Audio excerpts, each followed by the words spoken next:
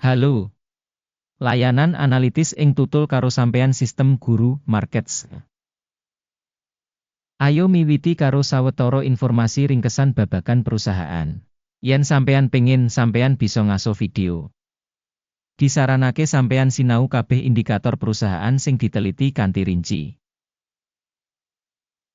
Saiki kita bakal katon ing indikator utama organisasi Globus Medical, Inc. ticker MED. Review adhedhasar informasi ing 27 Juni 2025. Miturut klasifikasi guru markets organisasi Globus Medical, Inc. kalebu subkategori Specialized Medical Equipment, 44 organisasi melu analisis. Goleki keputusan sing digawe ing mburi video iki. Asil kanggo perusahaan sing diteliti yaiku 9,5 saka 10 poin. Skor rata-rata kanggo subkategori punika 3,4 terms. Yen katon banget wiyar, ing framework saka kabeh pasar ing umum. Wigati dimangerteni menawa asil rata-rata kanggo kabeh pasar saham minangka 1,8 poin. Marang skor perusahaan 9,5 Globus Medical, Inc. Bandingake dinamika rega saham perusahaan Globus Medical, Inc. lan saham subkategori. Kita bisa ndeleng sing liwat pungkasan 12 sasi saham Globus Medical, Inc. nuduhake dinamika minus 12,5%. Marang dinamika rega ing subkategori 21,7%. Kapitalisasi pasar perusahaan Globus Medical Inc. regane $7,96 miliar. Lan kapitalisasi pasar subkategori punika $315 miliar. Regane buku perusahaan punika $3,41 miliar. Lan kapitalisasi neraca subkategori yaiku $62 miliar. Kanthi bandingake saham pasar lan nilai buku, kita ndeleng ing ngisor iki. Nuduhake Globus Medical Inc. ing subkategori nalika netepake nilai pasar 2,531%. Regane buku 5,505%. Taksiran saham perusahaan saka pasar lan kapitalisasi neraca subkategori, apik, 1 poin. Kewajiban utang perusahaan gunggungipun $0,68 miliar.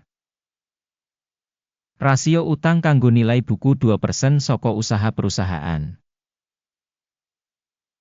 Taksiran tingkat perusahaan saka kewajiban finansial, apik banget, 2 terms.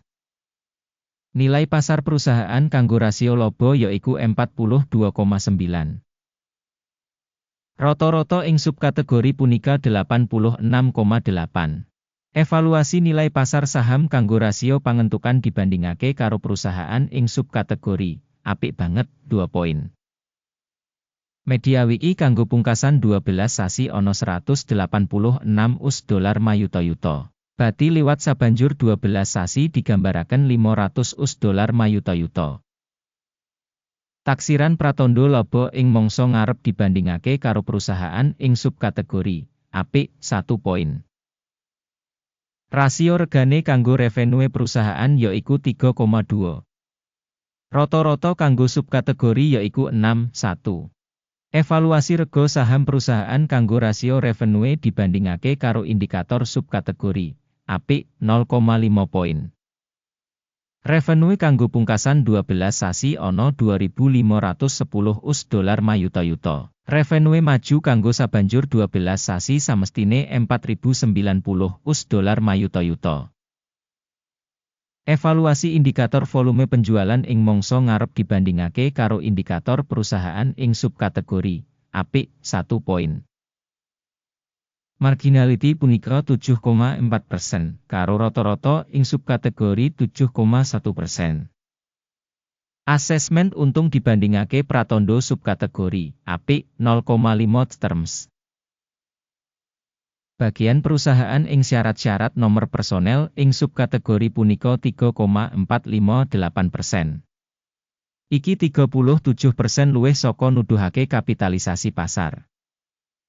Jumlah ibu kutha, saben pegawai perusahaan, padha karo $1.502.000. Nalika ing subkategori ana $2.053.000. Taksiran jumlah ibu kutha perusahaan saben pegawai dibandingake pratandha ing subkategori apik 0,5 terms.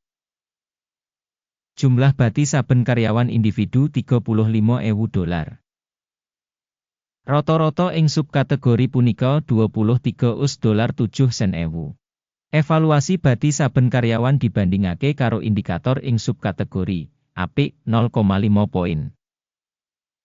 Volume dodolan perusahaan saben pegawai $474.000. Ing subkategori $334.000. Evaluasi bagian revenue saben pegawai dibandingake karo pratandha perusahaan ing subkategori apik 0,5 terms. Ana 4,1% saham for sale dibandingake karo rata-rata 3% kanggo subkategori. Indikator resi 14 nuduhake tingkat 43% kanggo perusahaan Globus Medical Inc. Ing subkategori, tingkat iki 58%. Rega saham nyoto perusahaan iku watara $58.81. Prakiraan rega konsensus kanggo enggo bareng perusahaan iku watara $85.09. Ayo menyang meja pesenan, sing kasedhiya kanggo sampeyan, link ing komentar pinnet. Tabel pesenan ngemot pancen kabeh pancasan ditampa publik ing mangsa saiki, déning informasi lan sistem referensi Guru Markets. Akses menyang meja supaya free lan buka, link ing komentar pinnet. Minangka asil saka regane sekuritase Globus Medical Inc. Sistem informasi penilaian Guru Markets kaputusan wis digawe. Bisa didol kanggo $58.82 US. Kesepakatan iki dibuka amarga kasunyatan sing perusahaan wis regane cukup dhuwur. Pambiji organisasi dipuntindakaken adhedhasar model pambiji indeks AKIM. Jupuk bati disetel ing 74,22. Mandeg mundut disetel ing 43,42.